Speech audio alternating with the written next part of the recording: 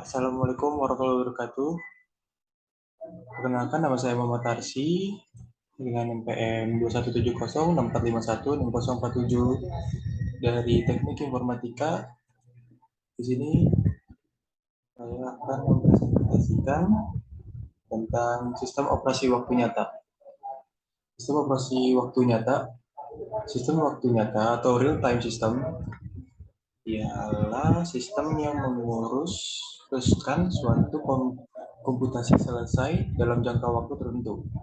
Jika komputasi ternyata belum selesai, maka sebagai dianggap gagal dalam melakukan tugasnya. Sistem waktu nyata memiliki dua model dalam pelaksanaannya, hard real-time system dan soft real-time system.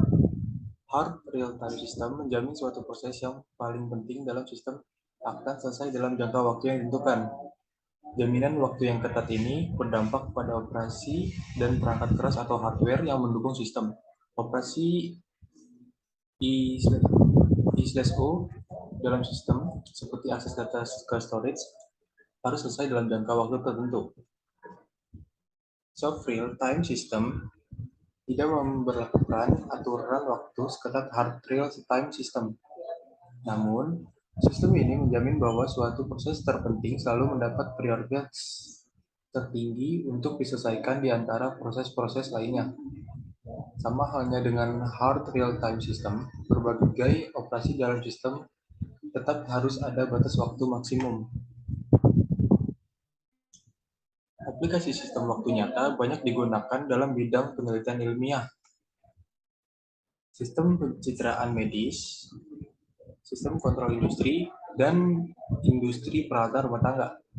Dalam bidang pencitraan medis, sistem kontrol industri, dan industri peralatan rumah tangga, model waktu nyata yang banyak digunakan ialah model hard real-time system. Sedangkan dalam bidang penelitian ilmiah dan bidang lain yang sejenisnya, digunakan model soft real-time system. Menurut Morgan atau MORG92, terdapat sekurangnya 5 karakteristik dari sebuah sistem waktu nyata. 1. Deterministik. Waktu yang dipergunakan untuk mengeksekusi operasi dapat diperkirakan. 2. Responsif. Dapat menentukan secara pasti kapan eksekusi dimulai dan diakhiri. 3. Kendali pengguna dengan menyediakan pilihan lebih banyak daripada sistem operasi biasa. 4. Kehandalan, sehingga dapat mengulangi masalah-masalah pengecualian dengan derajat tertentu. 5. Penanganan kegagalan, agar sistem tidak langsung crash. Sistem penggolongan sistem operasi seperti yang telah disebutkan di atas.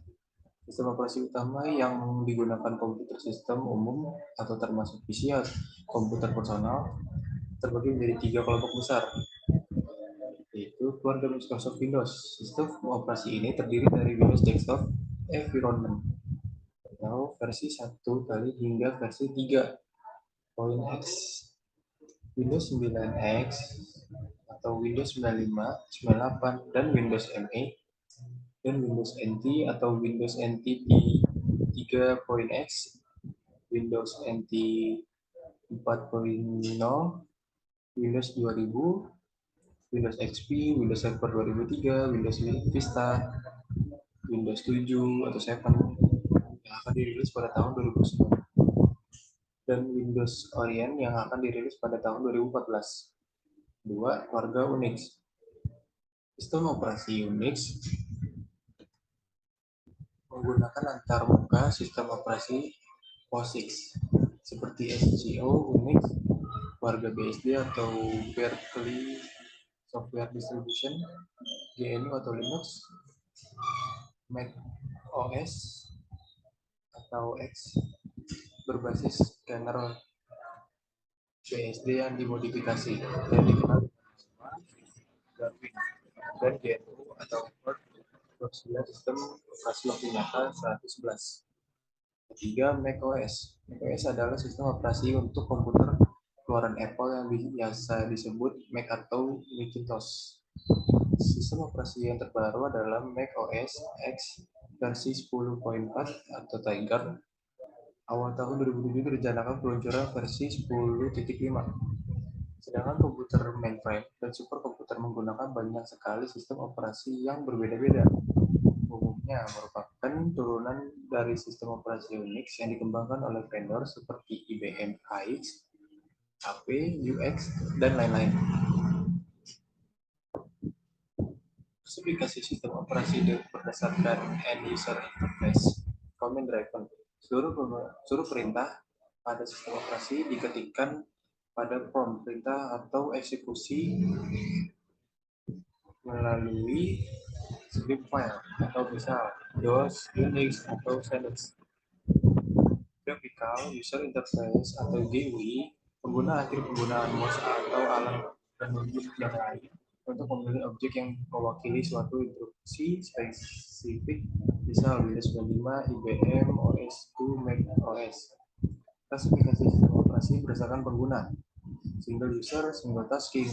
Sistem operasi yang hanya mampu untuk melayani satu pengguna sekali waktu untuk satu instruksi dalam suatu siklus proses, misal MS-DOS. Single user multitasking, operasi yang hanya mampu untuk melayani satu pengguna sekali waktu dan mampu untuk mengeksekusi beberapa instruksi dalam satu waktu siklus proses, misal Windows 95, IBM OS 2, Mac OS. Klasifikasi sistem operasi berdasarkan pangsa besar.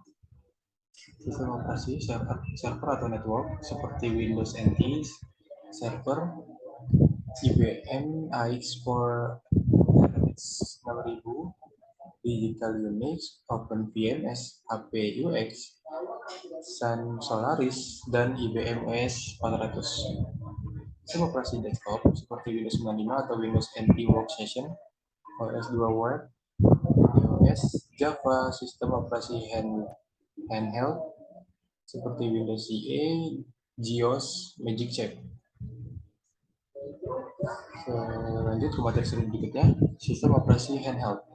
Seperti halnya komputer, ponsel juga memiliki sistem operasi yang menjabatkan antara perangkat keras dengan program-program yang ada, seperti kontak, messaging, kamera, music player, dan aplikasi pihak ketiga. Kini, sistem operasi pada ponsel sudah berkembang begitu pesatnya, hingga banyak bermunculan ponsel-ponsel baru yang mengusung berbagai macam sistem operasi berbeda. Berikut contoh-contoh sistem operasi yang digunakan pada handphone. 1. Symbian. Symbian bisa dibilang sebagai sistem operasi paling populer di dunia, mengingat jumlah pengguna mencapai lebih dari 5% dari pengguna smartphone. Windows Mobile. Windows Mobile adalah versi mobile dari sistem operasi PC paling populer, Windows, keluaran Microsoft. Sistem operasi ini didesain khusus agar bisa berjalan pada smartphone dan perangkat mobile. Sistem operasi yang awalnya dirilis dengan nama Pocket PC 2000 ini hampir semuanya dilengkapi stylus pen yang digunakan sebagai mouse pada layar ponsel. 3. Palm OS adalah sistem operasi mobile yang dikembangkan oleh Palm Inc. yang awalnya dikhususkan sebagai sistem operasi untuk PDA. Yang keempat ada Android. Android adalah sistem operasi mobile yang berjalan kernel Linux yang dirilis pada tahun 21 Oktober 2008. Awalnya, sistem operasi ini dikembangkan oleh Android Inc. yang kemudian dibeli oleh Google. Dan yang terakhir, sistem operasi ini dibeli oleh Open Handset Alliance, sebuah konsorsium dari 47 perusahaan hardware, software, dan telekom yang didirikan untuk membuat open standar bagi perangkat lunak mobile. Sistem operasi ini bersifat free dan open source. Oke, mungkin cukup sekian dari saya. Kurang lebihnya mohon maaf. Wassalamualaikum warahmatullahi wabarakatuh.